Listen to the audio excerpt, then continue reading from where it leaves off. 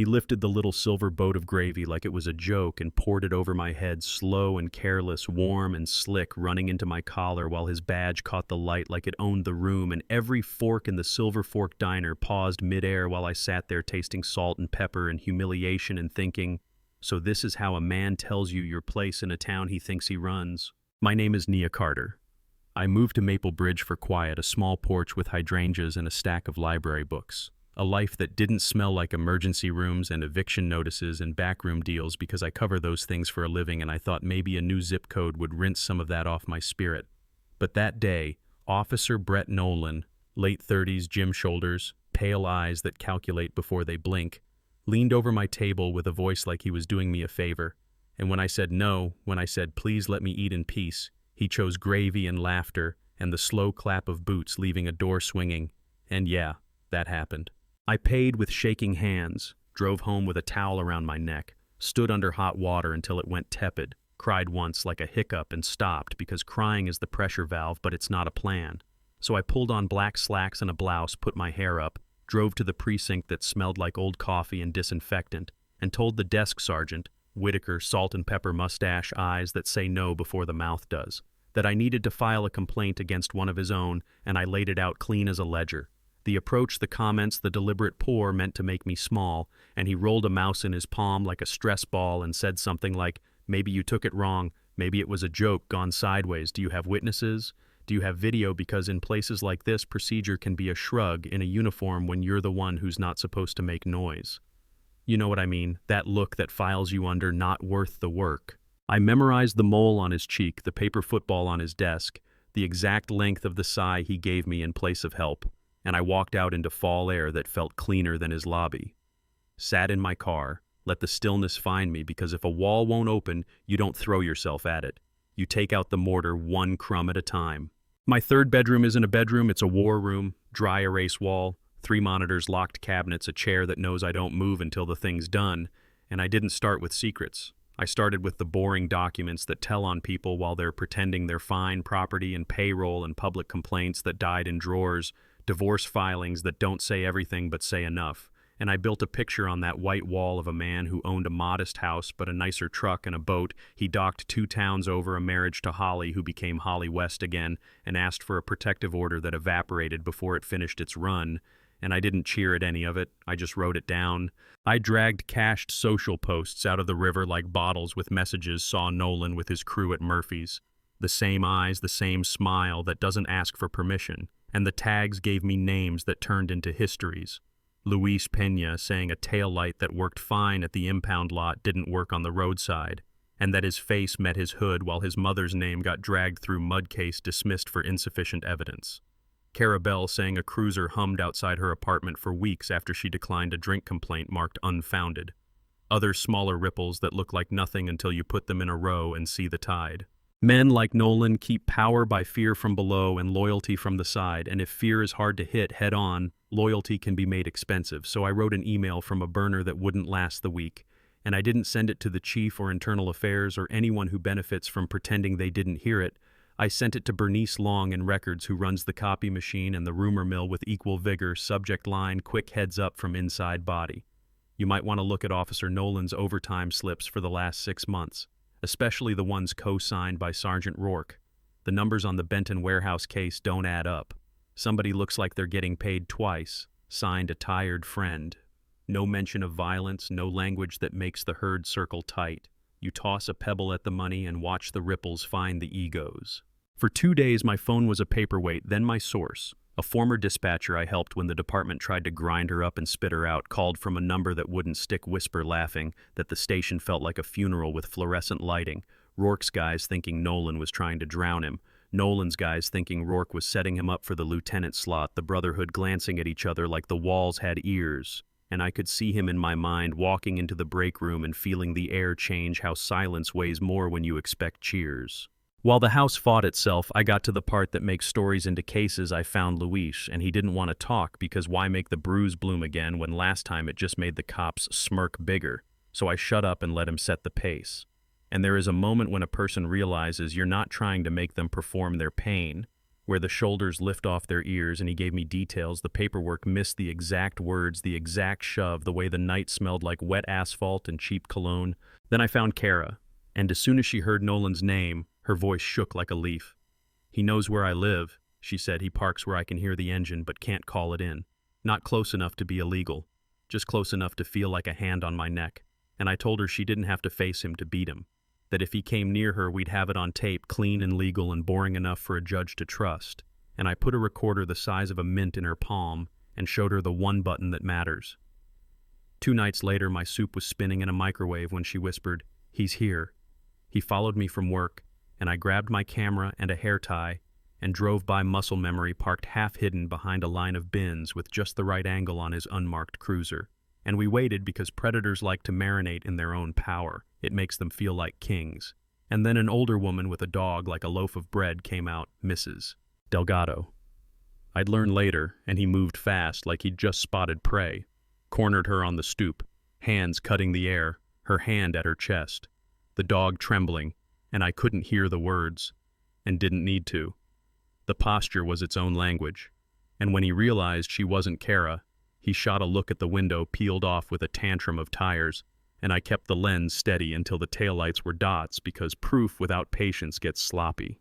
Proof alone doesn't fix things, we all know that, but proof plus pattern plus the right microphone can move a mountain half an inch, which is often enough to start an avalanche. So 2 mornings later I put on white, a sundress that throws light back and says nothing to hide, and chose Hearth and Bean with the patio where he'd have to see me, and the crowd would be my witnesses without knowing they'd been drafted, and I opened a laptop to look like I was working and laughed into a call about nothing until I felt that little dip in the air that happens before a storm, and there he was idling across the street, staring like a kid who just remembered where he hid the matches. He got out with that hand-on-holster swagger, not because he needed it, but because he wanted me to see it, and he said, "We need to talk low like secrets." And I had already tapped record on my phone and set a shortcut that woke a camera built into the table leg, and I said, "I don't believe we have anything to talk about." Officer, with the same even tone I used at the diner. You ever reuse a sentence and feel how it grows a spine? Because I did. And the vein in his temple ticked, and he leaned in close enough to count pores. "Don't play me. I know it was you," the whispers, "the overtime, your little friends with their little lies. You think you can ruin me." And I said, "You're making a scene. Maybe get back to your patrol." And he slammed his palm on the table so hard my cup skittered and the patio went quiet, in that curious way where attention pretends it isn't there. And he said, "This is my patrol. I run this town. I decide who belongs and who doesn't." I tried to tell you nice, a little gesture toward the direction of the diner in case I'd forgotten the gravy. And then he added, "You and the bartender, what's her name, Kara, like you're a team, girls, like you file your little papers and cry to your little friends and nothing happens. I'm still here." And right there in that cocktail of arrogance and confession, I closed my laptop, stood up slow enough to make him wonder, and said, "I think you've said enough." And that's when his hand clamped my arm. Tight fingers, a flash of heat that made the manager, 22 apron like a flag phone held chest high, step outside and say, "Sir, is there a problem?" And I looked down at his hand and up at his face and said loud enough for the back table to hear, "Get your hand off me." And when he felt the eyes on him, he flinched like a flame let go, turned red, ran to his cruiser and slammed the door and left with everyone not pretending anymore. My phone screen showed a file with a name and a length and a little check that means saved. And I didn't walk that into the local paper like a supplicant. I built a folder like a case, clean audio of a man crowning himself King Crystal video, of him cornering a grandmother, sworn affidavits from Luis and Kara that matched like bookends a timeline that walked like a drumline. And I sent it to the places that make everybody else jump the state beacon nation stream with its 7 p.m. taste for scandal, the Civil Rights League that knows how to say systemic failure in a sentence that lands, and District Attorney Andre Wallace who smells weather shifts through a suit jacket. At 9:14, the beacon blasted an alert with his words in quotes. At 9:22, NationStream teased the tape and said pattern twice by lunch the department's Facebook page was a bonfire, and the chief held a press conference with eyes like sandpaper saying independent investigation and full cooperation, while the building behind him looked like a fortress learning about earthquakes, and by 3 they took Nolan's badge and gun and said suspended pending facts, as if the facts hadn't already turned into sound and video. The union bought him a lawyer with hair sharp enough to cut paper and a voice like a lullaby. He tried to throw out the audio as illegal. The judge, Marjorie Klein's spine like rebar, reminded him that yelling, I run this town on a sunny patio does not come with a privacy clause. He tried to paint me as a vengeful blogger, and the record answered with 10 years of receipts, and the case crawled like a city bus through traffic. Stops and groans and someone always standing too close. But it moved, and then it was trial. Nolan, without the uniform, looked like a kid in a borrowed suit. Jaw tight, eyes refusing to land. He wouldn't look at me. And the jury watched Luis tell them what a hood feels like against a cheekbone, and how a name you don't deserve sticks to your ribs. Watched Kara tell them about engines idling, not to be helpful, but to be heard. And they watched a video where a man with a badge barked at a grandmother holding a leash. Then they listened while his voice from Hearth and Bean said the quiet part loud. And the union lawyer smiled that thin smile and asked if I was a storyteller. And didn't storytellers make things sound a certain way? And I said I report facts, and he said you were angry, and I said I was. Decent people get angry when someone dumps food on their head. But anger isn't the evidence. His words are, his pattern is, his hand on my arm is. And the way those people's stories matched without ever meeting is. And he asked, is this revenge? And I said I call it accountability and let the silence do the rest. The jury came back the way a storm comes back after circling the block quick and sure, guilty on assault, guilty on official misconduct, guilty on witness intimidation, and a count I hadn't even let myself hope for, deprivation of rights under color of law, and Judge Klein revoked his bond. The bailiff stepped behind him. Cuffs clicked like punctuation, and people asked me if I felt triumphant. And the truth is stranger. It felt like finally setting down a backpack that had grown into my bones, like I had to learn how to stand without it again. Sentencing came with words like landmark and overdue on the local news crawl, 10 years with parole not possible until 7, and the comments online were a soup of fist pumps and whatabouts, and none of that changes the porch, the sprinkler hiss, the dog 2 houses over, who barks at the mail, like the mail owes him money. The way my town looked the same but felt different, quieter in a way I didn't apologize for, and I sat there and thought about the red camisole in the trash, the taste of gravy in my mouth. Kara's hands shaking at first and steady on the stand. Luis staring at his shoes, then lifting his chin. Whitaker's face behind the chief at the press conference like a man who just heard the smoke alarm in a house without batteries. Bernice from Records, who took a week off and came back like nothing had happened because in some lives nothing had. Justice doesn't scrub the stain, it cauterizes the wound so the bleeding stops and you can live again, and that may not sound like a movie ending, but I'll take breathing over fireworks any day. And if you've ever been made small in public so someone else could feel big, you know what I mean. Maybe your uniform was a boss or a neighbor or someone you loved who learned to weaponize your patience. Maybe you never filed the complaint because the counter smile was already printed on your eyelids. I can't tell you what to do. I can tell you what worked here.